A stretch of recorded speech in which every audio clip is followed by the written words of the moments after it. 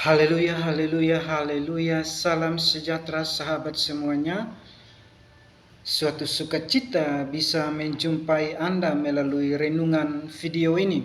Dan sahabat, saya akan membawa kita dalam renungan singkat yang saya beri judul Identitas.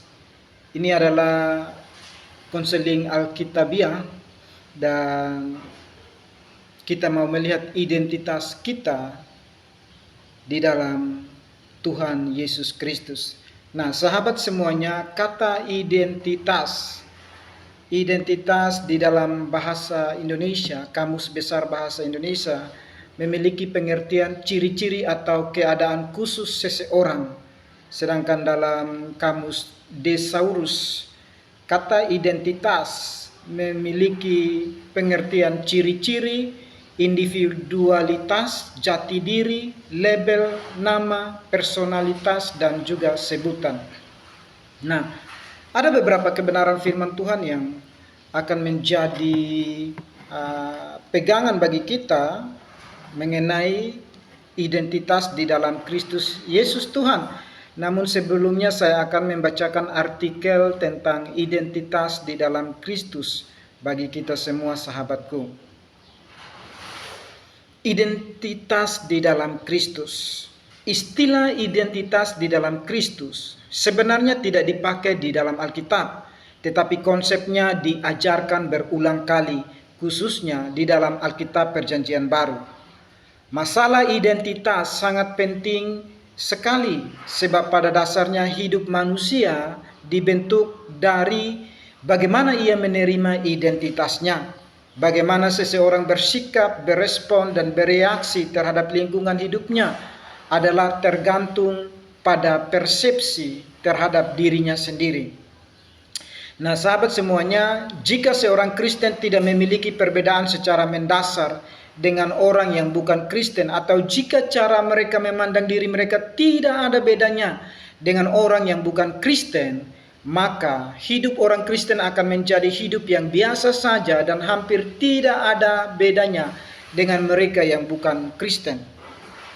Hidup yang demikian akan menghasilkan kekalahan yang berulang-ulang dalam menjalani hidup Kristennya.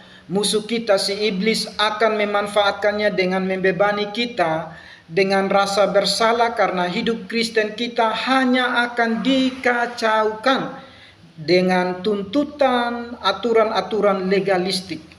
Jika gagal, keselamatan kita akan dipertanyakan dan akhirnya kita akan menerima keberadaan hidup rohani yang naik turun, ups and down, sebagai keadaan yang normal. Orang Kristen yang kalah akan mengakui keburukan kecenderungan mereka untuk berbuat dosa, sekalipun telah berusaha melakukan hal yang lebih baik. Namun hatinya tetap mengakui bahwa dia hanyalah seorang pendosa yang diselamatkan oleh anugerah dan tidak ada yang dapat dilakukan selain menunggu kedatangan Tuhan yang kedua kali. Mengapa ini menjadi gambaran kebanyakan hidup orang Kristen? Jawabannya adalah karena ketidaktahuan mereka akan identitas yang benar di dalam Kristus.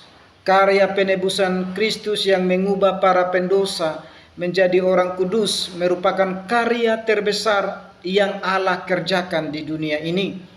Perubahan yang terjadi di dalam diri manusia ini akan berpengaruh sejak kita menerima keselamatan.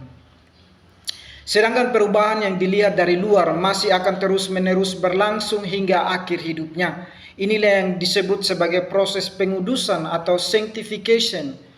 Tetapi karya pengudusan yang terus-menerus ini baru akan mempunyai pengaruh luar biasa dan penuh dalam seseorang pada saat terjadi transformasi diri yang radikal, yaitu ketika seseorang yang percaya menerima sifat baru di dalam Kristus yang disadarinya dan diterimanya melalui iman. Manusia baru yang kita terima dari Kristus akan mendapat identitas yang sama dengan Kristus, yaitu satu, kesamaan dalam kematiannya. Roma 6 ayat 3 dan 6, Galatia ayat 20 dan 2 dan 20, Kolose pasal 3 ayat 1 sampai 3. Kedua, dalam penguburannya, dalam penguburan Kristus, Roma 6 ayat 4. Ketiga, dalam kebangkitan Kristus, Roma 6 ayat 5, 8, dan 11. Keempat, dalam hidup Kristus, Roma 5 ayat 10 dan 11. Kelima, dalam kuasa Kristus, Efesus 1 ayat 19 dan 20. Keenam, dalam warisan Kristus, Roma 8 ayat 16 dan 17, Efesus 1 ayat 11 dan 12. Sahabat semuanya, Rasul Paulus menjelaskan dalam 1 Timotius 1 ayat 5 bahwa dirinya adalah orang yang paling berdosa. Namun pernyataan ini dibuat jelas dalam konteks yang menunjukkan keadaannya sebelum ia diselamatkan. Dia membuat pernyataan yang serupa tentang kejatuhan harga dirinya dalam 1 Korintus 15 ayat 9. Tetapi pada ayat berikutnya ia mengungkapkan, tetapi karena kasih karunia Allah, aku adalah sebagaimana aku ada sekarang. Dan kasih karunia yang dianugerahkannya kepadaku tidak sia-sia. Semua yang dibutuhkan untuk kehidupan yang kudus sudah kita miliki melalui kuasa Tuhan yang kita warisi dari Kristus yang hidup dalam kita. 2 Petrus 1 ayat 3, Galatia pasal 2 ayat 20, Roma pasal 8 ayat 37. Identitas dan tujuan orang percaya adalah di dalam Kristus. Dia menjadi pelaku firman Tuhan karena dia telah ada di dalam firman. Dia tidak melakukannya supaya ia menjadi seperti yang ada di dalam firman, tetapi ia telah menjadi pelaku firman yang taat karena ia telah menjadi satu dengan Kristus. Yakobus 1 ayat 22 sampai 25. Di dalam Alkitab, orang-orang yang percaya disebut sebagai saudara, anak-anak Allah, anak terang, terang dalam Allah, orang kudus, dan lain sebagainya. Tidak pernah Alkitab menyebut orang yang percaya sebagai pendosa, bahkan juga tidak sebagai pendosa yang diselamatkan oleh anugerah. Mengapa demikian? Apakah orang yang percaya tidak lagi berdosa? Tentu saja orang yang percaya masih bisa melakukan dosa. Sebutan-sebutan untuk orang percaya yang diberikan oleh Alkitab tersebut adalah sesuai dengan identitas kita yang baru di dalam Kristus. Mereka telah mati terhadap dosa dan kini hidup di dalam Kristus. Kegagalan, kejatuhan dalam dosa, orang Kristen yang sejati tidak akan mengubah atau menghentikan karya penebusan Kristus.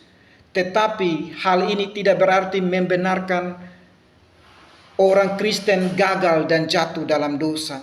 Penebusan Kristus memberikan kuasa kepada orang percaya sejati karena Kristus yang tinggal di dalam hati kita dan dia tidak akan berubah. Jika seorang Kristen sejati menerima identitasnya sebagai pendosa, maka identitas utamanya adalah dosa itu sendiri. Hal ini sangat bertentangan dengan apa yang telah dikatakan dalam Alkitab. Karena orang yang percaya telah dibenarkan oleh iman. Seandainya seorang Kristen adalah pendosa, maka apa yang akan dilakukannya? Tentu berbuat dosa. Apa yang dapat diharapkan dari seorang pendosa? Berbuat dosa? Seorang Kristen bukanlah pendosa yang diselamatkan oleh anugerah, tetapi seorang kudus yang karena keadaannya di dunia masih bisa berbuat dosa. Kuasa dosa telah dipatahkan. Kehendak manusia kini dapat memilih apa yang benar karena kuasa Roh Kudus dan kebenaran yang telah membebaskan manusia dari kuasa dosa. Yohanes 8 ayat 31 dan 32. Orang percaya betul-betul bebas ketika melalui iman ia memilih untuk menjadi seperti apa yang ada dalam kenyataan, yaitu bahwa ia sudah ada di dalam Kristus. Demikian jauh artikel tentang identitas di dalam Kristus, dan ada beberapa kebenaran firman Tuhan. 1 Yohanes 1 ayat 3 berkata, lihatlah betapa besarnya kasih yang dikaruniakan Bapa kepada kita sehingga kita disebut anak-anak Allah. Dan memang kita adalah anak-anak Allah. Karena itu dunia tidak mengenal kita sebab dunia tidak mengenal Dia. Efesus 1 ayat 5 berkata, dalam kasih Ia telah menentukan kita dari semula oleh Yesus Kristus untuk menjadi anak-anaknya sesuai dengan kerelaan kehendaknya. 1 Petrus 1 ayat 3. Terpujilah Allah dan Bapa Tuhan kita Yesus Kristus yang karena rahmat-Nya yang besar telah melahirkan kita kembali oleh kebangkitan Yesus Kristus dari antara orang mati kepada suatu hidup yang penuh pengharapan. Amin untuk firman Tuhan.